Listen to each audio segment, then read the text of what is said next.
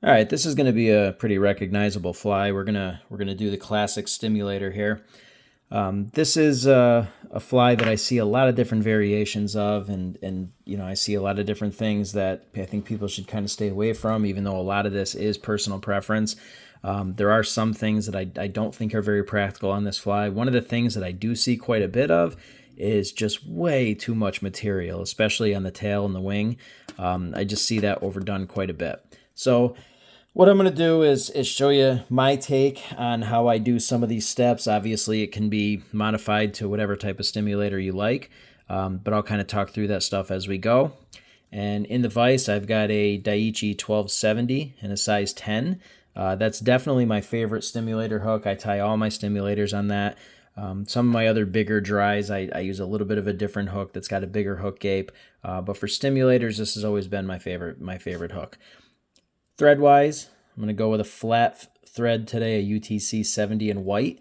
I'm going to tie this in the classic stimulator colors with the orange and the yellow. I know white might not be the most popular thread color for this fly, but I kind of like the white head on the end of it. The thread color doesn't really matter because you're covering it up completely. The only thing you're ever going to see is the head, but I like that white head on the end, so I always use white thread for my stimulators. So to get this started, get that cleaned off a little bit. What we're going to do is we're not going to start our thread at the hook eye. There's going to be a thorax section here, and I want that to be appropriately sized. So I'm going to size it right away with where I start my thread.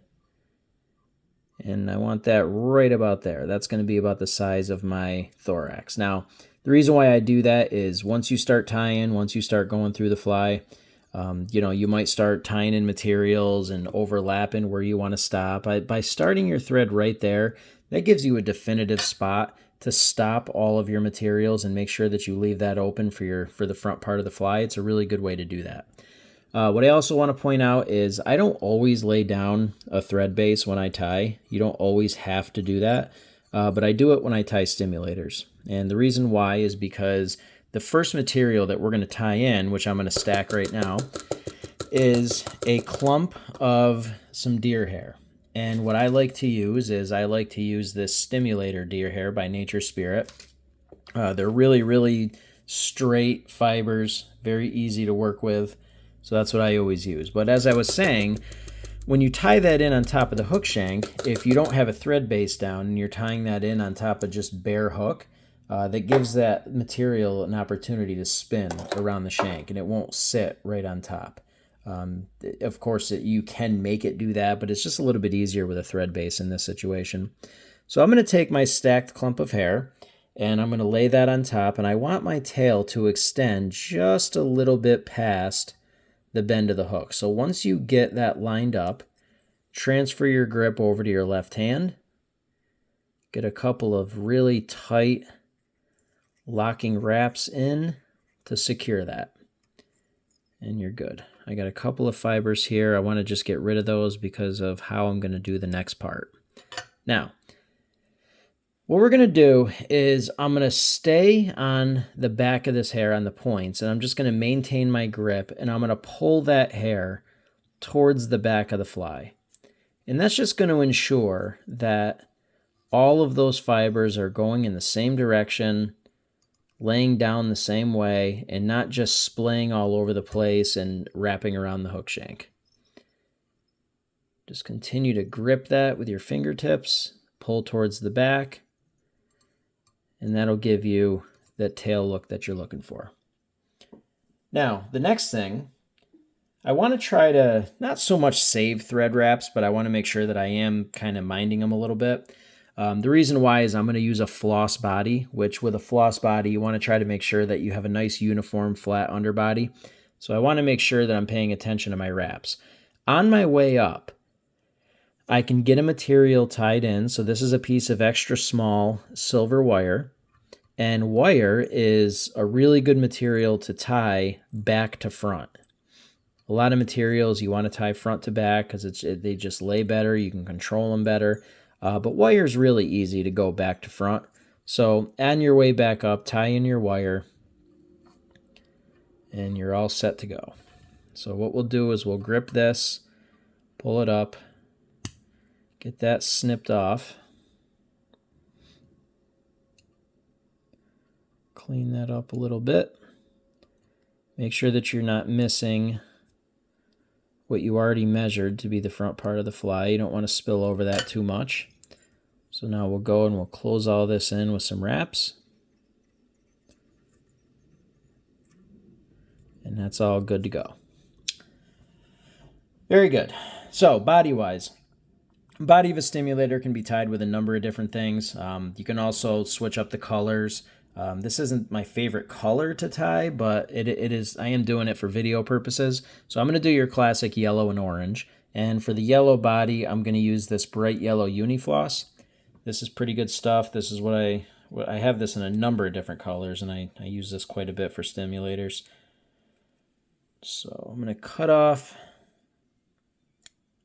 a nice section there. And we're going to take this, slip it in behind. Wrap it around the front, get a couple of loose wraps, and then I'm just going to pull it, get those tips aligned right in the end there where I want them to be, and then I'm going to finish tying it in all the way down. Now, I'm going to grip it here because these are going to be tight wraps because I really want to mash down that deer hair that I made the tail with. You could also do some light wraps to kind of, not close out the deer hair and, leave that hollow stuff in there for buoyancy. You do take away a little bit of the buoyancy, well, not a little bit. You take away most of the buoyancy of the deer hair when you really mash your thread wraps down. But to be honest with you, with hackle and deer hair and all the stuff that's going into this fly, stimulators are plenty buoyant. You don't have to worry too much about that. So just go in and get a quick hitch there. Secure your thread in your thread holder. And what we'll do is I'm going to take my floss, and the first wrap, I'm going to pull my tail tight, and I'm just going to angle my first wrap back a little bit towards the back. That's just going to kind of help collect those fibers and make sure that those are grouped up where we want.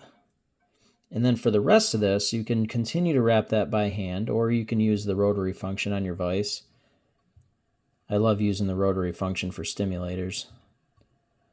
So we'll just go and we'll wrap that body all the way to the front.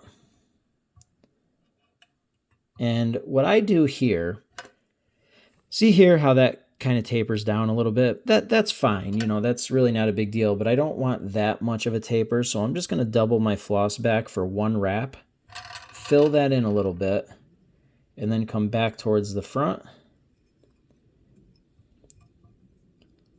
and get that tied down.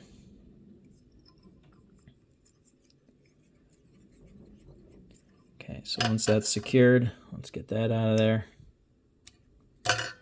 Clean up the head a little bit. And as we go, we're just continuing to tie everything in and secure everything down, maintaining that taper. The taper here with your thread. If you build up a little bit too much, it's going to be hard to dub the front, so I like to make sure that that stays uniform. And also that length right there, that's also the length of our thorax, still staying the same. Now, next order of business is our hackle, and here's where we want to make sure that we get the right size hackle. When you tie a stimulator, now I use saddle hackle for stimulators. What I always do is I take the feather that I plan on working with, or when I'm looking for a feather, and I put it right up to the body, and I open it up. And that's how I measure my hackle. Now, I use a hackle gauge, but I kind of use it in reverse. These things are, in my mind, ridiculous. Hackle gauges are just not consistent. To be honest with you, most things in fly tying aren't consistent. Bead sizes, hook sizes, all of that stuff is all over the place, and it's really kind of annoying. So if I go onto this hackle gauge, and I measure out a, say, size 10 hackle on a size 10 stimulator hook, that hackle is going to be way too big, way too big. So you just can't rely on that. So what I always do is I take the feather itself, measure it on the hook, then I measure it on the hackle gauge. And then that tells me what size feather I'm using for future reference. So if I go on here, that's about a size, about a 16 or so. Which to me right now, that's a little big. I actually really didn't like that when I lined that up onto the hook. It's a little bit oversized. Actually, no, that's really not too bad. No, that's good. I'll use that. But anyway, either way, this is a size 16 hackle on a size 10 hook. So you don't really want to use your hackle gauge to figure out what size feather you want to use. You want to hold it right up and hold it right up onto the hook, and that's a much better way to do it. I do that with my regular dry flies too. Just hackle gauges are ridiculous. I have my own scale in my head, for this size hook, for this size fly, I use this size hackle. I wish it wasn't that way. I wish they could just unify the sizes of everything, but I don't know. That seems, why would we do that? That seems a little too easy. So, okay. So now that the feather's in there, what we'll do is get that tied off, and I'm going to mount this in my thread holder. Now, again, I'm using the rotary feature on this. If you don't have a rotary vise, not a problem. You can do all this by hand. It's just on a stimulator, I just love the rotary feature, mainly for wrapping the hackle, because once I get a wrap on here, all I do is, see how you change the angle? Just change the angle of your hackle to how dense you want your fibers to be, and then all you do is just start spinning. And just hold that still. You're going to have to get around the hook point. But that's about the density I want. You can lighten it up a little bit by increasing the angle, but this will work. And then I'm going to go back the other way with my wire, locking all that in. So by wrapping the hackle one direction and then the wire in the other direction, it basically goes through, locks that hackle right down. It's going to make this fly rock solid. So let's helicopter this off. With that extra small wire, sometimes it just slips right through your fingers. And we're going to take our scissors. Let's get this right up in there. Get that snipped off as closely as we can. Good. Okay, now, the next step is going to be to slip your scissors in here, and I'm actually going to cut right off the whole top part of the hackle. And you might wonder why I would do that. Well, first of all, the top part of the hackle is not really going to help us in any way. You're not going to see it, so it's not going to help with the look of the fly. It also isn't going to help with flotation in any way, so it really doesn't serve much of a purpose. So I just get it right out of there. And the reason why I like to get it out of there is because I want my wing to lay flat. I see a lot of stimulators with the wing coming up like this. And again, as I said in the beginning of the video, a lot of this stuff is personal preference. I really don't like big, giant, bushy stimulators with the wing sticking up. I just don't think that that serves a purpose, especially if you're using this for a stonefly imitation. I like that wing to be flat down like this, not only because it helps with flotation, but it also just has a better profile for the fish. If your wing is sticking up like this, I just don't think that it does much. So I want my wing nice and flat like that. And one of the things that I do to help make that happen is I get rid of that top level of the hackle. So speaking of the wing, now we're going to go in and cut off another chunk of stimulator hair here, about that much or so. There's really no other way to kind of illustrate how much hair I'm actually using here other than just showing you. And we're going to clear out with our comb here all of that fuzz and all that other crap that exists inside deer hair. And you want to get rid of that because, that fuzz and everything is really just going to absorb water. And if you don't get rid of it, it's really going to affect your fly. All right, so we'll get that stacked up. Now, what I'm going to do here is I'm going to pay attention to the location of my thread. I want my thread positioned kind of in the middle, maybe a little bit more towards the front, actually a little bit more towards the back here of that open area. And I'll explain why in a minute, or you'll see why. So let's see how this stacked up. All right, that's stacked up nicely. Let's gather those. Now, once you're done stacking, I don't know if you can see that in the video, but there's still some fluff and stuff in there. When you stack it, all the fluff that you didn't get when you combed it out will migrate towards the tips, but pretty easy. Just stroke it out with your fingers. No big deal. Okay, now what I want is I want my wing about that length. See how it ends kind of where the body is? Or you can extend it a little bit over to where the tail is, but right about there is kind of where I want it. So I'm going to leave that right there, and I'm going to transfer my grip over to my left hand and get a nice tight wrap on there, securing that down so I don't have to worry about it moving. Now, while I'm still holding it, I'm going to come in here, and at an angle, I'm going to start snipping off all this extra hair in the front. This is one of those steps that you can do a number of different ways. You can snip it off before you tie it in.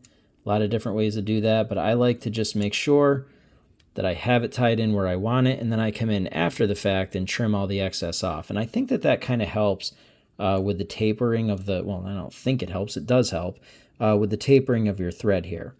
The head of a stimulator can be kind of tough to tie when you have to mix in the dubbing and all that stuff if you don't do it correctly.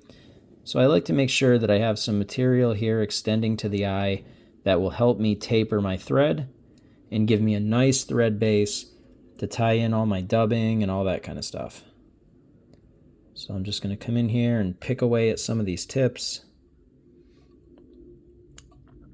This video has definitely reminded me that I really need to replace these scissors. These scissors are on their last legs. Okay, so what we'll do is we'll make sure that that wing is positioned where we want it. And now we'll come in and we'll cover nice and tightly everything we have here at the front. Mash that down. Get a nice uniform tapered head there. There we go. Nice. All right, one of the things that I'm going to do different is I'm going to put a different hackle color on the head. I don't really have much of an explanation as to why I like to do this, but I do like stimulators with different color hackles. There's really not much to say about it. I don't have a reason why. I can't claim that it catches fish better. I can't claim that it does anything different. It's just something that I prefer on my stimulators. So I have this darker colored hackle here. I think it's a dark speckled badger. So I'm going to slip that in and tie. Now, where the barbs begin on the feather, see how it's lined up with the start of the body? So even though I have a little bit of untied in area there, and I'm not starting my feather there. I'm starting the barbs at the end of the body. I don't really think I explained that too well, so hopefully it made some sense. And the reason why I do that is pretty simple. And we're going to see why I do that in this next step. Now, I had mentioned a minute ago that I like my stimulator wings to lay a little bit more flat. I think that they have more purpose that way. I think they serve a little bit more of a purpose. I think they look better. If you've watched any of my other videos or seen any of my stuff on Instagram, I think you've probably learned that I'm a really big confidence fly person. I'm the type of person that I think if you're fishing a fly that you're pretty confident in, you're going to fish it more effectively. You're going to be more thorough. I think that if you're not thinking that the fly you're using is going to be effective, I think that you're kind of already going to be a little bit of a sloppy fisherman. So I'm really big on confidence flies, and I fish confidence flies a lot too. A lot of times I'll fish a fly that might not even be the proper fly for the situation, but I don't care. It's a fly that I know works, and I believe that if I present it well, I'm going to catch fish, and more often than not, I certainly do. So I like confidence flies. I like to make sure that my flies look the way that I want them to look, and even if they're not correct in terms of what I'm trying to imitate, it doesn't really matter. I'm fishing them with purpose, and I'm a little bit more attentive to what's going on. So I've always been a fan of that. Now, the reason why I say that is, first of all, I had to have some filler while I filled up the dubbing noodle. That's not really the most exciting thing to watch on a video.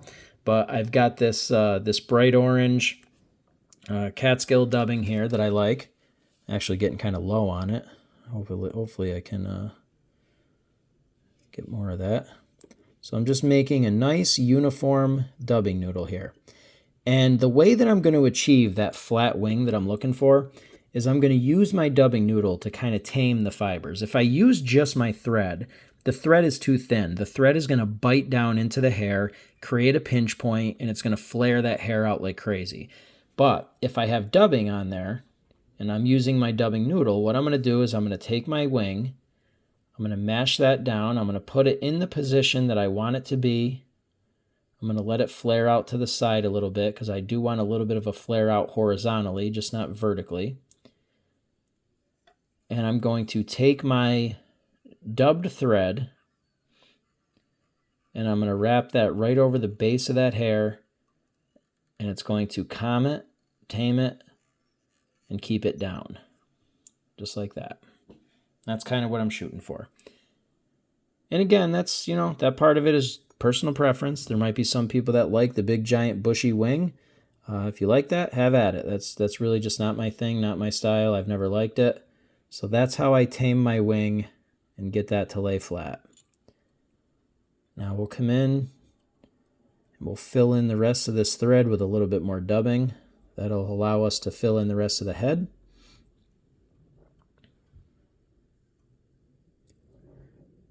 And I want this to be a nice smooth head so the hackle lays nice. So I take small little tufts of dubbing, all about the same size, and I take my time dubbing this because if you are all out of whack, that's not going to give you that nice smooth clean look that you're looking for, or at least that I'm looking for. I just need one tiny little piece of dubbing to fill in that one last little bare spot.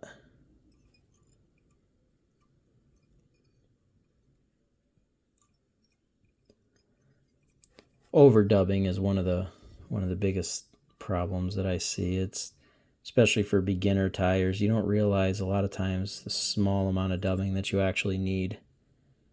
So just position that wing a little bit better. I want that a little bit more centered. We're good there. And we'll take our hackle. We'll get that wrapping. First wrap right around the base of the wing. And this is where laying down a really nice, even patch of dubbing allows the wrapping of the hackle to go much, much smoother. Now, one of the things that I'm noticing is I used a piece of hackle that was left over from a fly that I tied a couple days ago. That is about one size too small. I'd like the hackle on my head to be a little bit bigger than the hackle in my body. So I should have gone about one size bigger, but no real big deal. Like I said, this is just personal preference. What we have here as a finished product is more than fine. So we'll come in, switched over to my sharper scissors. We'll snip that off at the front. Couple of wraps to close that in, and that is pretty much it. We'll come in with a whip finish. Get that all sealed off.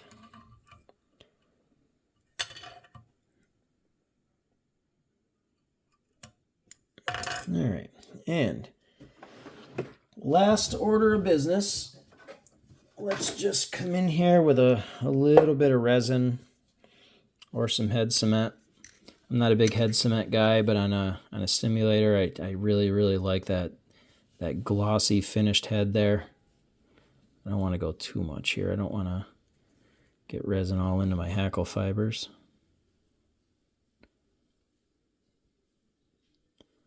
Let that soak right into the thread. Give it a quick zap. And that is it. That is your classic stimulator. Very, very well-known fly. I made this one a little bit more bushy. That's the profile that I'm looking for. That's why I like to tie my wing the way that I do. You can see that wing coming up, that's what a fish is going to see coming up from the bottom. If you don't tie it down like that, you're just going to see just stuff all over the place, big jumbled mess.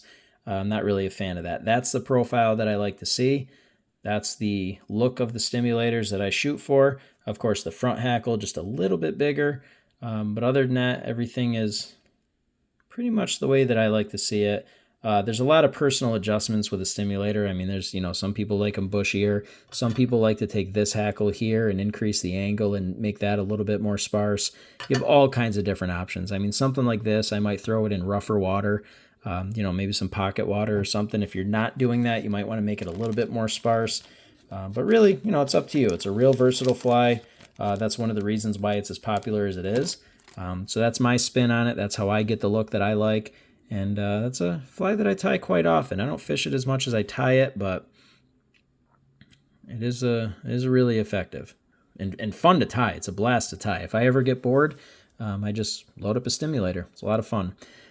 Okay, any questions or anything, just leave them in the comments, and we'll go from there. Appreciate it.